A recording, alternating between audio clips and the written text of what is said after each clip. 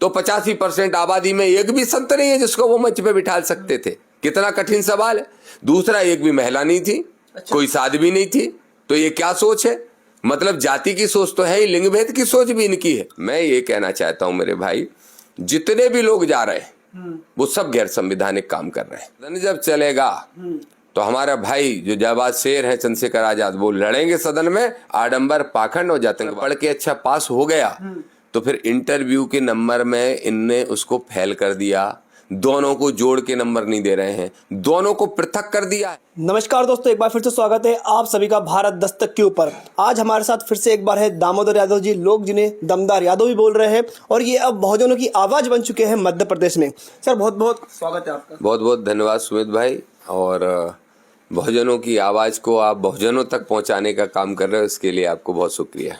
Sir मेरा पहला सवाल यह रहेगा कि कल 16 तारीख थी और आपने एक घोषणा करी थी कि मैं संविधान बचाओ यात्रा करूंगा, लेकिन अब उसे पोस्टपोन कर दिया गया है। अब जैसा मुझे आपसे जानकारी मिली है सोशल मीडिया से कि वो 6 तारीख से होगी, तो क्या है मामला? देखिए, ऐसा है सुमित भाई, बड़ा कष्ट की बात है कि ये देश बाबा साहब के संविधान से चलता है, और जब हमने संविधान बचाओ यात्रा निकालने का निर्णय लिया तो उस यात्रा को रोकने के लिए मध्य प्रदेश की सरकार, उनका प्रशासन एक्टिव हो गया और उन्होंने लिखित में हमारी परमिशनों को कैंसिल किया है। जिन जिन जिलों में, जिन जिन विधानसभाओं में यात्रा निकलनी थी, वहां के एसडीएम्स ने, वहां के कलेक्टर एसपी ने बात की, और जब हम नहीं माने तो वहां के एसडीएम्स ने कायदे से लिखित में ऑर्डर कर दिया कि आपकी ये वर्ग संघर्ष की स्थिति बनी हुई है, इसलिए आप यात्रा ना करें। मैं ये कहता हूँ, बड़ा सवाल है कि इस देश में संविधान के प्रति जागृति लाने वाली यात्रा, लोगों को हक अधिकारों के प्रति जागरूक करने वाली यात्रा, जिसका नाम ही संविधान बचाओ यात्रा था, उसके लिए तो अनुमति नहीं दी जा रही इस देश में। और एक व्यक्ति है धीरेन्द्र कृष्ण शास्त्री, 28 साल का नौजवान, जो पूरी तरह से बाबा साहब का अपमान करते हुए गैर संवैधानिक यात्रा को 3-3 राज्यों से निकाल रहा है। उसको सरकार जो है स्वागत करने के लिए खड़ी है, सुरक्षा देने के लिए खड़ी है। तो ये दुर्भाग्य है, लेकिन इससे हम लड़ेंगे और हर हाल में ऐसी सरकारों को भी सबक सिखाएंगे। सर, आप धीरेन्द्र शास्त्री जी की जो यात्रा निकलने वाली थी अब खत्म हो चुकी है, लेकिन आप कोर्ट जाने वाले थे, आपका कहना था कि मैं सुप्रीम कोर्ट जाऊंगा, तो उसके बारे में अभी तक क्या अपडेट आई है? देखिए, हम कोर्ट गए हुए हैं। पिछले 1 हफ्ते से लगातार हमारा प्रयास रहा कि यात्रा पूर्ण ना हो पाए और उसके पहले हमारी सुनवाई हो जाए। आज हमारे सुप्रीम कोर्ट के जो वकील हैं उनने कहा है कि कोशिश है कि आज ही सुनवाई हो जाए, और उसमें अब हम लोगों ने 2-3 चीजें और एड ऑन की हैं। पहले तो हम सिर्फ इसके लिए गए थे कि ये गैर संवैधानिक यात्रा रोकी जाए। गैर संवैधानिक इसीलिए है क्योंकि उसमें पंथ निरपेक्ष हमारा राष्ट्र है, लेकिन उसके बाद भी वो एक धर्म का राष्ट्र घोषित करने की बात कर रहे हैं। लेकिन अब हमने ये भी उसमें एड ऑन किया है कि चूंकि ये अगली यात्राएं भी करना चाहते हैं और उनकी घोषणा कर चुके हैं, तो फिर अगली यात्राएं देश के अन्य कोनों में करना चाहते हैं तो इनकी वो यात्राएं भी रोकी जाए। इसके साथ साथ इनकी कथाओं को भी बैन किया जाए, जिससे इन्हें सांप्रदायिकता फैलाना, छुआछूत फैलाना और अंधविश्वास फैलाने का काम कर रहे हैं। इसके लिए भी सुप्रीम कोर्ट में सुनवाई होगी। सर, आप ये कैसे कह सकते हैं कि जो कथावाचक है वो अंधविश्वास फैला रहे हैं या छुआछूत फैला रहे हैं? ये तो उनका भी एक राइट है ना, संवैधानिक हक उन्हें भी दिया गया है कि वो अपने धर्म का प्रचार कर सके। धर्म का प्रचार करें, इसमें उनका स्वागत है। कोई भी व्यक्ति इस देश के अंदर अपने धर्म का प्रचार करे, उसकी अच्छाइयां बताए, इसमें कोई बुराई नहीं। लेकिन किसी की पर्ची निकाल के अंधविश्वास फैलाना, ये अंधविश्वास की श्रेणी में ही आता है, और हमारे भारतीय कानून के हिसाब से, भारतीय संविधान के हिसाब से ये एक अपराध है। और अगर नहीं होता तो धीरेन्द्र शास्त्री महाराष्ट्र से कथा अधूरी छोड़ के नहीं भाग के आते। हाँ, वहां पे अंधविश्वास उन्मूलन जो संस्था है, उसने जब केस किया तो भागे ना वहां से भागे। तो अंधविश्वास अब मध्य प्रदेश में भी नहीं फैलाने दिया जाएगा, पहली चीज। दूसरी, उसी मंच से बैठ के कह रहे हैं हिंदुओं 20 साल बाद अल्पसंख्यक हो जाओगे और मुसलमान इतने % हो जाएंगे, टोपी टोपी दिखाई देंगी, फिर तुम्हारे बच्चों का क्या होगा? तो सांप्रदायिकता भी फैलाने का काम कर रहे हैं। उसी मंच से कह रहे हैं कि छूत अछूत, दूर रहो, नहीं तो छूत हो जाएंगे, अछूत हो जाएंगे। तो उनकी तो यात्रा जो पूरी है, जिसका हम सारांश देखें तो वो तो जाति के खिलाफ ही है कि जाति मिटानी है, भाईचारा बढ़ाना है, और आप बोल रहे कि वो जातिवाद बढ़ा रहे। अगर जाति मिटाना चाहते हैं तो सबसे ज्यादा आतंकवादी घटनाएं उनके बुंदेलखंड में हो रही हैं, उस पर मौन क्यों रहते हैं? उस पर क्यों मौन है?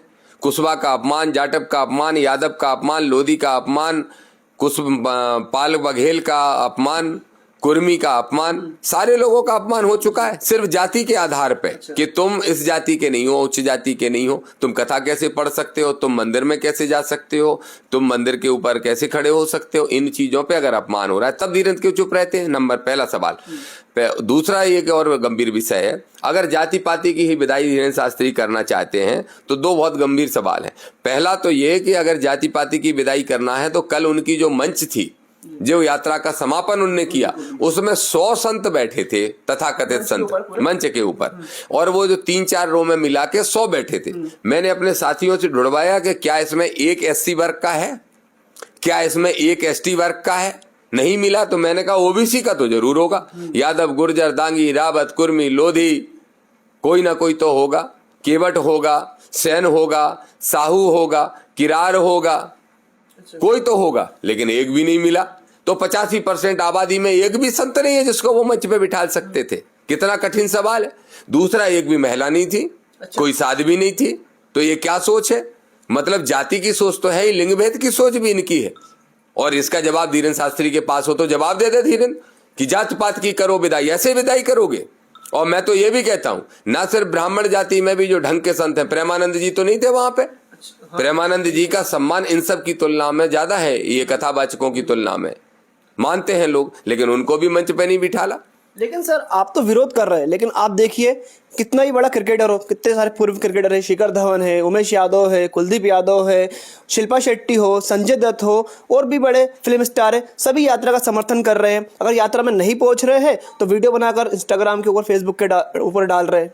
कुलदीप यादव, उमेश यादव और ये जो राजपाल यादव और फिर बाद में मोहन यादव भी कल पहुंच गए। ये यादवों को तो ज्यादा इसलिए बुला रहे हैं क्योंकि एक यादव ही उनकी यात्रा का विरोध कर रहा है। हाँ, निश्चित रूप से उसके दो बड़े कारण हैं। एक तो अभी मैं प्रखरता से विरोध करना चालू किया, 7 दिन तक अकेले गाली सुनता रहा, लेकिन आज ऐसी स्थिति है कि लाखों लोग उनकी यात्रा का विरोध कर रहे हैं, उनके पाखंड आडंबर का विरोध कर रहे हैं। लेकिन कुछ दिन पहले अखिलेश यादव जी से भी उनकी बहस हो गई थी। उसके कुछ दिन पहले उनके भाई ने एक घटना कर दी थी, तो भाई चंद्रशेखर आजाद जी ने ही चुनौती दी थी और फिर उनके भाई पे एट्रोसिटी एक्ट भी लगा था। तो आज उन्होंने ये सोच लिया है कि हमें ये दिखाना है कि दामोदर यादव ने आरोप लगाना शुरू किया तो उन्होंने यादव जो सेलिब्रिटीज हैं उनको बुला लिया। दूसरा, उन्होंने देखा आजाद समाज पार्टी भीम आर्मी का नेता ब्लेम कर रहा है और मुस्लिम विरोधी यात्रा को बता रहा है, तो 300 मुसलमान मैनेज करके कहीं से ले आए, उनको शामिल कर लिया। मैं फिर स्पष्ट सुमित भाई कह रहा हूं, शिल्पा शेट्टी हो, चाहे शिखर धवन हो, चाहे कोई भी हो, इनकी जिनकी ईडी सीडी की जांचें चल रही हैं वो धीरेन्द्र शास्त्री के यहाँ आ रहे हैं। और धीरेन्द्र शास्त्री के यहाँ आ रहे हैं तो निश्चित रूप से वो धार्मिक आधार पर नहीं आ रहे, वो सत्ता का संरक्षण उन्हें कैसे मिले इसके लिए वो आ रहे हैं। सर मेरा सवाल ये रहेगा कि आप हमेशा इसको कहते हैं कि असंवैधानिक यात्रा है, संविधान के हिसाब से सही नहीं है, लेकिन इसमें बड़े बड़े मंत्री शामिल हो रहे हैं, कल तो मुख्यमंत्री जी भी शामिल हुए, तो इस बारे में आपका क्या कहना है? देखिए, पहले तो कल की घटना को अगर देखेंगे, जब से वो यात्रा उत्तर प्रदेश में प्रवेश की है, दिल्ली में जब यात्रा शुरू हुई तो दिल्ली की मुख्यमंत्री आई, भाजपा की सरकार और सारे मंत्री आए। जब वो हरियाणा में यात्रा पहुंची तो हरियाणा के मुख्यमंत्री आए, कई मंत्री पीछे घूमते रहे। लेकिन जैसे ही यात्रा उत्तर प्रदेश में आई तो वहां पे योगी का राज चलता है, योगी का जलवा चलता है, योगी का रुतबा चलता है। तो ना योगी आए ना कोई मंत्री आया, वो भी तो बाबा ही है ना योगी आए ना कोई मंत्री आया, ना बीजेपी का कोई उत्तर प्रदेश का बड़ा नेता आया पूरे 3 दिन की उनकी यात्रा में यूपी में।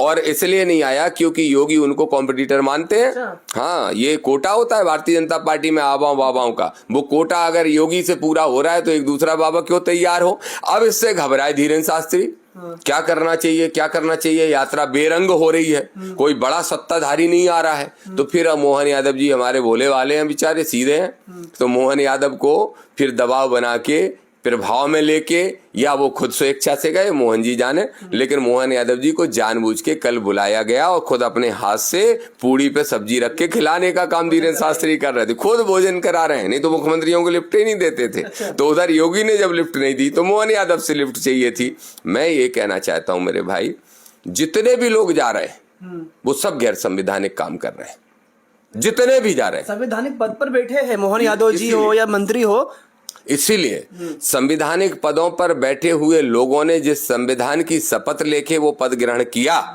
उस संविधान का पालन करने की उन्होंने कसम जो खाई है, उसके बाद अगर प्रियम्बल में ही लिखा है, भारत के संविधान की प्रस्तावना में ही लिखा है कि ये राष्ट्र सभी धर्मों का रहेगा, पंथ निरपेक्ष रहेगा, और उस राष्ट्र की मांग वो पहले ही ये कर रहे हैं कि नहीं हम तो हिंदू राष्ट्र बनाने के लिए यात्रा निकाल रहे हैं, तो फिर कैसे कोई जा सकता है? अगली बार की यात्रा में हम नोटिस देंगे, जो जाएंगे उनको भी। नहीं सर, अगली बात जो यात्रा है ना जिसकी बात कर रहे हो 3 पॉइंट, वो इसका नाम दिया जा रहा है, तो घोषणा भी हो गई है, दिल्ली से कन्याकुमारी कश्मीर तक जा रही है वो यात्रा, तो वो तो यात्राओं की घोषणा करते जा रहे हैं। आप दीजिए नोटिस, आप दीजिए सुप्रीम कोर्ट में अपील, कोई फर्क नहीं पड़ रहा किसी को। नहीं, इससे फर्क पड़ेगा। हमें आज भी न्यायपालिका पे पूरा भरोसा है। हम अपनी गलती को स्वीकार करते हैं कि ये यात्रा, पहले हमने राष्ट्रपति जी को चिट्ठी लिखी, राज्यपाल साहब को चिट्ठी लिखी, उनसे मिलने गया हमारा प्रतिनिधि मंडल, तो उसमें हमें समय बहुत बीत गया था।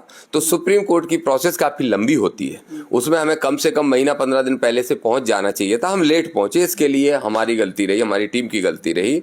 अब इस बार हम पहले से एक्टिव हैं और हमने पहले ही जबलपुर हाई कोर्ट के कम से कम 5-6 प्रमुख वकीलों से बात कर ली है। उन्होंने कहा कि हम सुप्रीम कोर्ट और हाई कोर्ट दोनों एक साथ याचिका लगा रहे हैं, तो जबलपुर हाई कोर्ट भी हम जाने वाले हैं कि यात्रा अगली ना हो पाए, और इसके साथ इनकी कथाओं में जो भाषा रहती है या तो उसको बंद किया जाए, बाउंड किया जाए इनको, या फिर इनकी कथाएं बैन की जाए, और हमें कोर्ट से राहत मिलेगी, हमें पूरा विश्वास है। नहीं तो मेरी बात आदरणीय भाई चंद्रशेखर आजाद जी से हो चुकी है, हम सड़कों पे उतरेंगे, आंदोलन भी करेंगे यात्रा के खिलाफ, क्योंकि हमारा संवैधानिक अधिकार है आंदोलन करना। उनके बदले में भी यात्रा निकालेंगे, और उसके साथ साथ सदन जब चलेगा तो हमारा भाई जो जाबाज शेर है चंद्रशेखर आजाद, वो लड़ेंगे सदन में आडंबर, पाखंड और आतंकवाद के खिलाफ। जो यात्राएं हो रही है इनके खिलाफ वो बोलेंगे कि ऐसी यात्राएं नहीं होनी चाहिए, ऐसी यात्राएं नहीं होना चाहिए। ऐसी डिमांड, गैर संवैधानिक डिमांड को लेके अगर कोई निकलता है तो उसकी जगह जेल में होना चाहिए, उसको उल्टी सरकार सुरक्षा। आपकी यात्रा को लेकर उन्होंने एक बाइट में भी कहा है कि दामोदर जी जो कर रहे हैं बिल्कुल सही कर रहे हैं। हाँ, निश्चित रूप से, क्योंकि मैं सही कर रहा हूँ, मुझे मालूम है। तो भाई चंद्रशेखर आजाद जी ने वही कहा, मुझे उनसे वही उम्मीद थी कि वो जो कर रहे हैं वो बिल्कुल सही कर रहे हैं, उन्होंने कहा।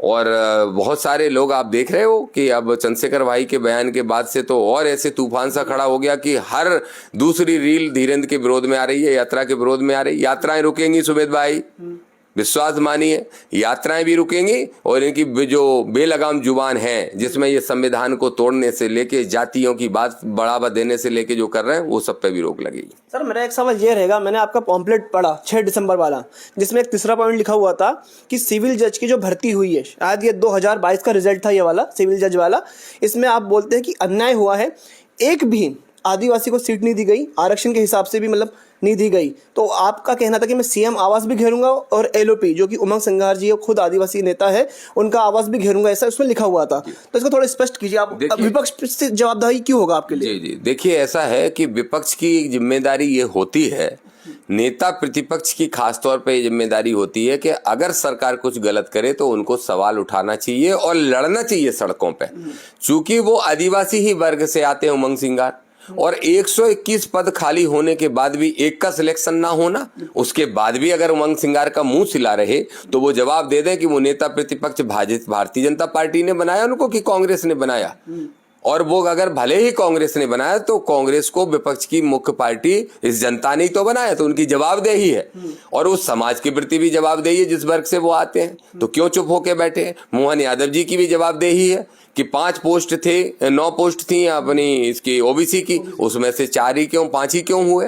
और मोहन यादव जी की जिम्मेदारी तो सभी के लिए जवाब देने की बनती है।